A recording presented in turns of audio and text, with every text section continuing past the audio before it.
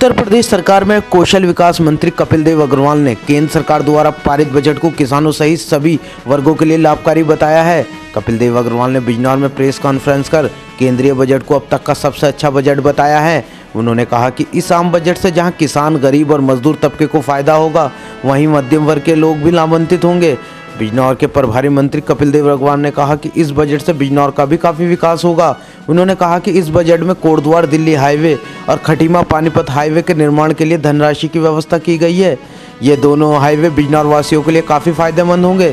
कपिल देव अग्रवाल ने बजट को आत्मनिर्भर भारत वाला बताया। उन्होंने मोदी सरकार की कोरोना काल में निभाई भूमिका की जमकर तारीफ की। उन्होंने कहा कि प्रधानमंत्री नरेंद्र मोदी ने कोरोना काल में सही निर्णय लेकर देश को संकट से बचाया है। वोकल फॉर लोकल, यानी जो अपने प्रोडक्ट हैं, अपने स्थानीय चीज़ें हैं, उनको प्रचार, उनका प्रसार, उनको मार्केटिंग उपलब्ध कराने का काम, और जब उनको उपलब्ध होगा, मार्केट उनको उपलब्ध होगा, तो ताकि वे चीज़ें, वे इंडस्ट्रियाँ आत्मनिर्भर हों। हर समय हम चाइना के ऊपर भरोसेमंद न रहें, चाइना की ओर ना देखते रहें, तो अपने लोकल स्थानीय प्रोडक्टों को बढ़ा दे करके माननीय मुख्यमंत्री योगी आदित्यनाथ ने ODOP के माध्यम से, यानी एक जनपद एक उत्पाद, ये उनका एक बहुत बड़ा अचीवमेंट उत्तर प्रदेश के लिए है।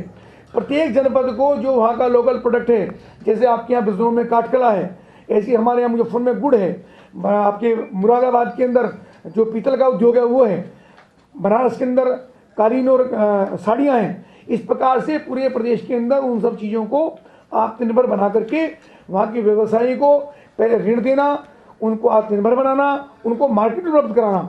और सरकार को भी कहा गया है कि जिन जिन सरकारी तंत्र में इन सब चीज़ों की खपत होने वाली है, वो भी अपने उन जनपदों की चीज़ों को खरीदने का काम करेंगे। ये भी एक बड़ा काम सरकार के द्वारा किया गया। तो इसके अतिरिक्त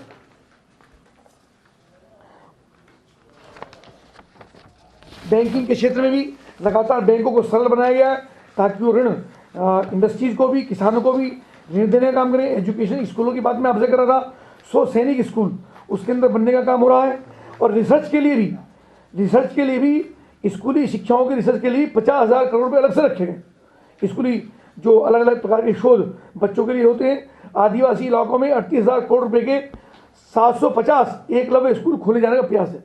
और आपको जानकर के प्रसन्नता होगी, पहली बार मैं आपके सामने आपको जानकारी में दूंगा, घोषणा तो वित्त मंत्री ने की है कि बिजनौर के अंदर भी 38 करोड़ की लागत से एक एकलव्य स्कूल स्वीकृत हुआ।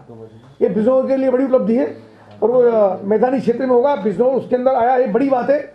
उत्तर प्रदेश के अंदर मात्र 3 विद्यालय वो बन रहे हैं, उसमें बिजनौर भी है।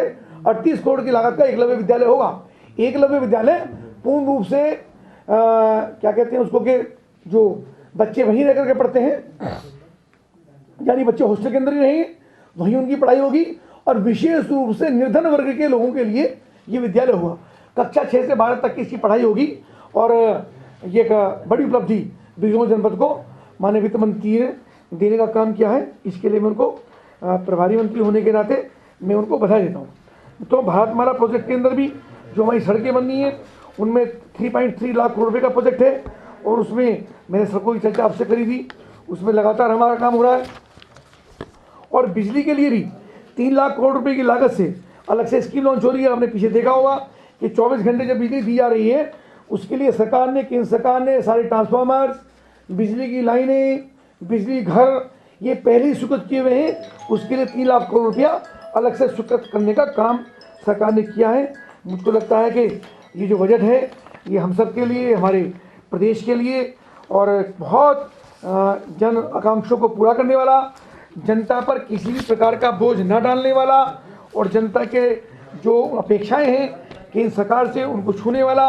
और सबसे बड़ी बात यह है कि सरकार ने एक माहौल, ईज ऑफ लिविंग यानी रहने का ढंग, उनकी लाइफ कैसे हो, लाइफ के प्रत्येक क्षेत्र के अंदर इस स्ट्रक्चर को बढ़ाने का काम किया है। और जनता देश की प्रसन्नतापूर्वक रह सके, सुविधापूर्वक रह सके, हर प्रकार की चिंता करने का काम, गरीब से लेके और उद्यमी तक, और व्यापारी से लेके, छोटे दुकानदार से लेके बड़े उद्यमी तक, और किसान तक, मजदूर तक, व्यापारियों तक, महिलाओं तक, उन सबको आत्मनिर्भर बनाने का काम किया है। देश आत्मनिर्भर होगा तो उससे पहले हम सब आत्मनिर्भर होंगे, और देश की ताकत हम सब के साथ है। हम सब लोग आगे बढ़ेंगे, मुझको लगता है तभी देश आगे बढ़ेगा। इतना विषय मुझे आपके सामने रखना था। पार्टी के सभी पदाधिकारी पत्रकार मित्रों, विशेष रूप से अभी जो यूनियन बजट लोकसभा के अंदर प्रस्तुत हुआ वित्त मंत्री निर्मला सीतारमण जी के द्वारा, उसी पर चर्चा करने के लिए, आप लोगों से बातचीत करने के लिए, अपना मंतव्य रखने के लिए और आप लोगों का मंतव्य लेने के लिए इस विषय पर हम बैठे हैं। और इस प्रकार की प्रेस पूरे जनपद के हेडक्वार्टरों पर अलग अलग लोगों के द्वारा पूरे देश भर में आयोजित की गई, ताकि जनता भी इन सब चीज़ों से अवेयर हो, जनता को जानकारी हो कि किस प्रकार से भारत सरकार प्रत्येक व्यक्ति के लिए जनहितैषी काम करने का प्रयास कर रही है। उसी के संबंध में मैं मुजफ्फरनगर जनपद का प्रभारी मंत्री होने के नाते आप सबके साथ यहाँ पर बैठा हूँ। वर्तमान में जो हमारा बजट प्रस्तुत हुआ है, उस बजट को अगर मैं आंकड़ों की बात करूँ तो 5,54,000 करोड़ रुपए का ये बजट है, जो पिछले गत वर्ष से लगभग 1.25% एक्स्ट्रा है। लेकिन सबसे बड़ी बात यह है कि इस बजट को इस बार और भी संवेदनशील बना करके जनता के लिए, किसानों के लिए, व्यापारियों के लिए, उद्यमियों के लिए, महिलाओं के लिए, युवाओं के लिए, इंडस्ट्रीज़ के लिए, यानी समाज गरीब वर्ग के लिए, यानी प्रत्येक वर्ग के प्रत्येक व्यक्ति की आकांक्षाओं को पूरा करता हुआ ये बजट है।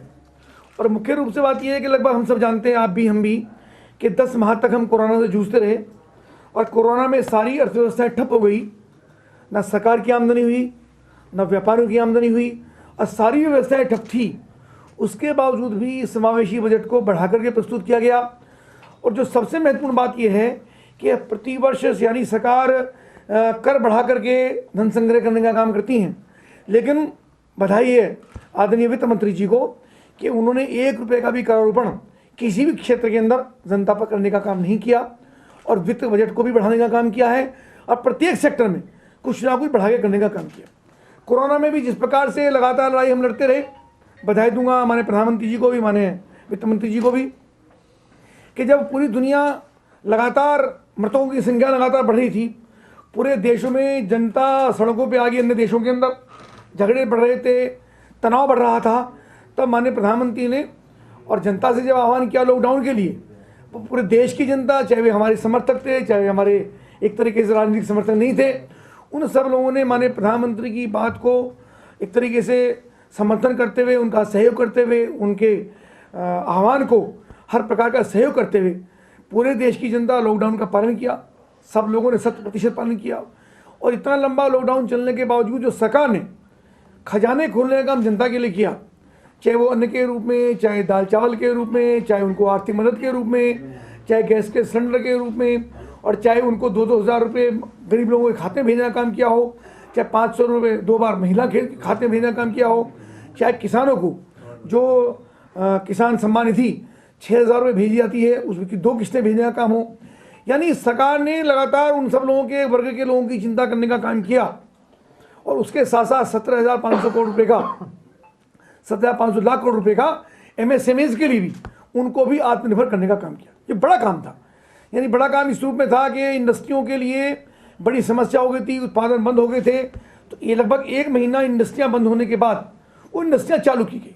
इंडस्ट्रियों की कोरोना प्रतिबंधों के साथ इतने लोग आएंगे, इतने लोग नहीं आ पाएंगे, उनको पासेस दिए गए और सारी यूनिटों को चला कर रखने का काम किया। ये भी एक बड़ा काम कोरोना काल के अंदर हो पाया। ये भी निश्चित रूप से एक बड़ी, चूँकि उत्पादन चलता रहा और उत्पादन चलने के साथ सबसे बड़ी बात ये भी हुई कि चीनी मिलें तो एक दिन के लिए भी बंद नहीं। खासतौर से पश्चिम उत्तर प्रदेश चीनी मिलों का बहुत बड़ा केंद्र है। अगर कोरोना में चीनी मिलें भी बंद हो जाती तो हम सबके लिए, किसान के लिए कितना बड़ा संकट ये होता, ये भी चिंता का विषय है। किसान अपना गन्ना डालते रहे, किसानों को भी खेत पे जाने का अवसर दिया गया, उनको परमिशन दी गई, उसको परमिशन नहीं मिली, लेकिन किसी को रोका नहीं गया। तो यो भी एक अत्यंत, उस समय अगर ये संवेदना नहीं रखी जाती या परिस्थितिवश चीनी मिलें बंद हो जाती तो किसान की स्थिति बहुत खराब होती। ये भी प्रदेश सरकार के लिए भी, माननीय मुख्यमंत्री जी के लिए भी, माननीय प्रधानमंत्री के लिए भी एक बहुत बड़ा अचीवमेंट उन्होंने हमारे खासतौर से उत्तर प्रदेश के लिए करने का काम किया। चूँकि हम उत्तर प्रदेश में सर्वाधिक गन्ना होने का काम होता है, तो उसमें भी एक ये विषय अत्यंत बधाई का पात्र है।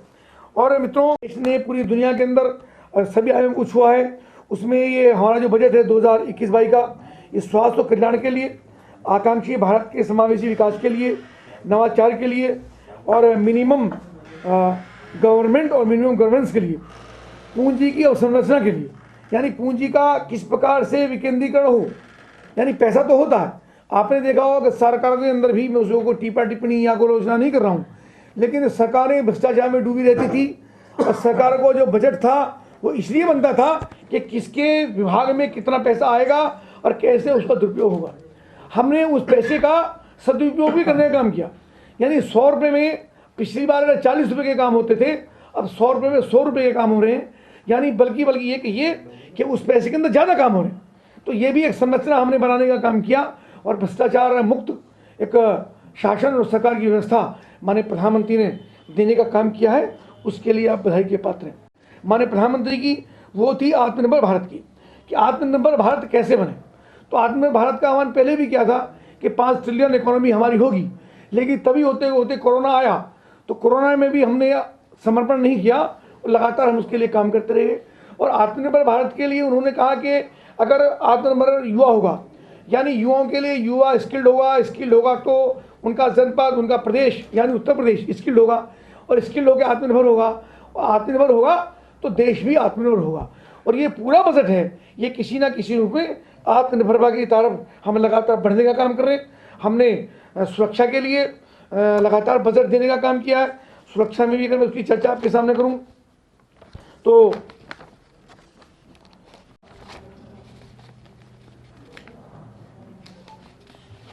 पर सरकार ने लगातार उसके सैन्य बलों के साथ बढ़ाने के लिए, सीमाओं पर सेना बढ़ाने के लिए और राफेल अपने देश के अंदर खरीद करके उनका संरक्षण का काम करने का काम किया और बजट में लगातार बढ़ने का काम किया।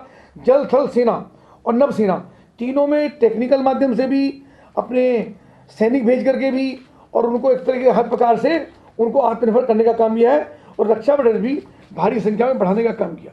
गरीबों के कल्याण के लिए भी मैंने भी आपसे चर्चा की थी कि 8 करोड़ परिवारों को रसोई गैस का उनको कनेक्शन देना, उनको गैस उपलब्ध कराना, ये भी गरीबों के कल्याण के लिए लगातार काम करने का काम सरकार ने किया है। एक देश एक राशन, यानी पूरे देश में कोई भी व्यक्ति किसी भी कोने में जाकर के अब उसको इस चीज़ की आवश्यकता नहीं है कि वो राशन कार्ड यहाँ बना कहीं चला जाता है, मजदूर है, श्रमिक है, बाहर चला जाता है, तो उसी राशन कार्ड से उसको कहीं भी अपन राशन लेने का काम कर सकता है।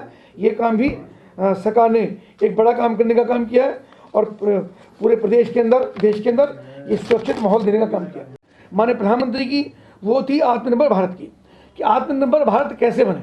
तो आत्मनिर्भर भारत का आह्वान पहले भी किया था कि 5 ट्रिलियन इकोनॉमी हमारी होगी, लेकिन तभी होते होते कोरोना आया। तो कोरोना में भी हमने समर्पण नहीं किया और लगातार हम उसके लिए काम करते रहे। और आत्मनिर्भर भारत के लिए उन्होंने कहा कि अगर आत्मनिर्भर युवा होगा, यानी युवाओं के लिए युवा स्किल्ड होगा तो उनका जनपद, उनका प्रदेश यानी उत्तर प्रदेश स्किल्ड होगा, और स्किल्ड होकर आत्मनिर्भर होगा, और आत्मनिर्भर होगा तो देश भी आत्मनिर्भर होगा। और ये पूरा बजट है, ये किसी ना किसी रूप में आत्मनिर्भरता की तरफ हम लगातार बढ़ने का काम कर रहे हैं। हमने सुरक्षा के लिए लगातार बजट देने का काम किया है। सुरक्षा में भी अगर मैं उसकी चर्चा आपके सामने करूं तो ऐसी ही ताज़ा खबर को जानने के लिए देखते रहिए हमारा न्यूज़ चैनल टीईबी न्यूज़। हमारे साथ बने रहने के लिए टीईबी न्यूज़ को सब्सक्राइब कीजिए और बेल आइकन को प्रेस कीजिए।